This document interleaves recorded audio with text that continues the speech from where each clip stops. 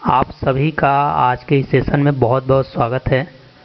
और आप इस सीरीज़ से जुड़े हुए हैं तो आपको पता है कि इस सीरीज़ में हम लोग क्वेश्चन में आए हुए लूप होल्स और ऑप्शन को बेहतरीन तरीके से यूटिलाइज करने की तरफ अग्रसर हैं और एक ऐसे स्किल की तरफ अग्रसर हैं जहां पे हम क्वेश्चन को सॉल्व नहीं बल्कि ऑप्शन को सेलेक्ट करने की बात करते हैं। तो इसके तहत बढ़ते हैं आज के प्रश्न पे और देखते हैं कि आज के प्रश्न से हमें क्या कुछ सीखने को मिलता है।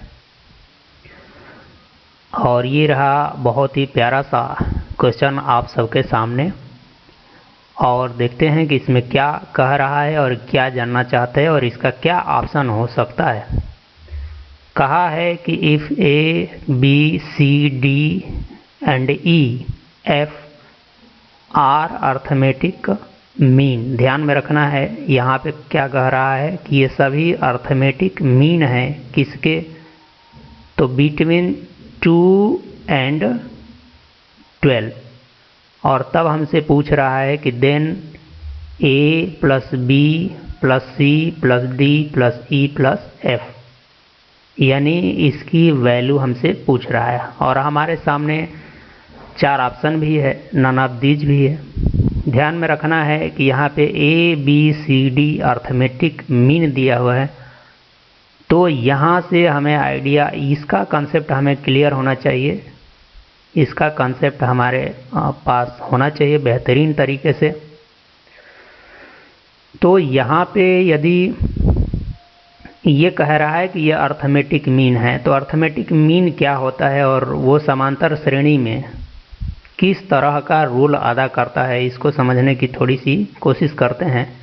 जैसे मान लीजिए कि मैं एक अर्थमेटिक प्रोग्रेशन लिखता हूँ 1 2 3 4 5, इसी तरीके से 6 7 8, जहाँ तक मर्जी हो आप लिख लीजिए। ये पूरी प्रोग्रेशन सीरीज है क्या एक्चुअल में ये इसका एक टर्म है और ये एक इसका टर्म है, यानी कि ये फर्स्ट टर्म है और यहाँ तक अगर लिखे हैं तो ये इसका लास्ट टर्म है।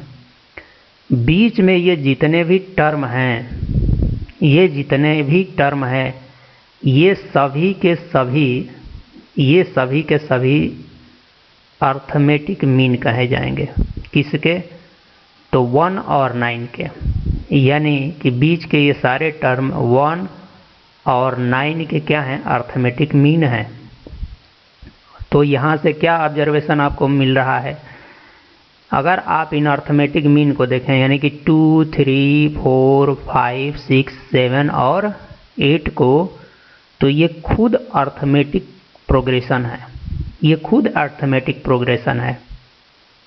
यहाँ पे ये ऑब्जर्वेशन आपके बड़े काम का है कि ये यहाँ समझ पा रहे हैं कि ये अर्थमेटिक जो मीन होते हैं ये खुद अर्थमेटिक प्रोग्रेशन में होते हैं।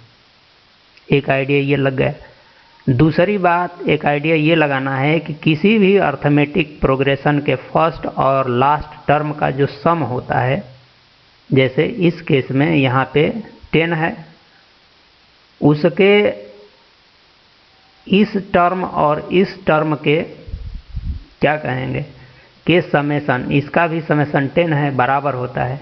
यानी यहाँ से निष्कर्ष ये निकलता है कि प्रारंभ से और लास्ट से समान पदों का योग जो होता है वो हमेशा क्या होता है, बराबर होता है, वो हमेशा बराबर होता है।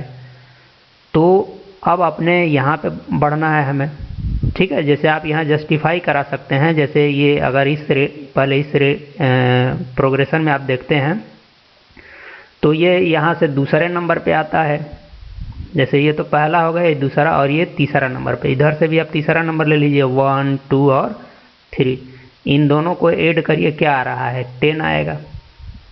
और जो कि वह 1 और 9 का भी समेशन क्या आ रहा था, फर्स्ट और लास्ट का भी आ रहा था 1।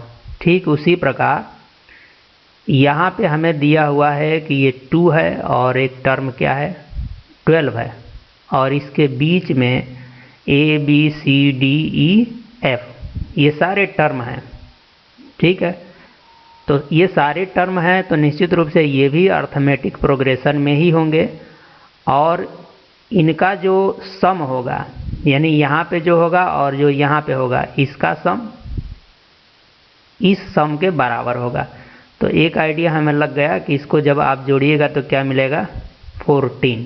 ठीक, अब जब आप A B C D E F में देखते हैं तो टोटल कितने पद हैं, 6 पद हैं, और 2 का जोड़ा बनाने पे आपको क्या मिल रहा है, 14 मिल रहा है। तो ऐसे कितने पेयर बनेंगे यहाँ पे, तो आपको आइडिया लग गया होगा कि यहाँ पे टोटल 3 पेयर बनने वाले हैं, क्योंकि इसके अंदर में कितने हैं, 6 पद हैं।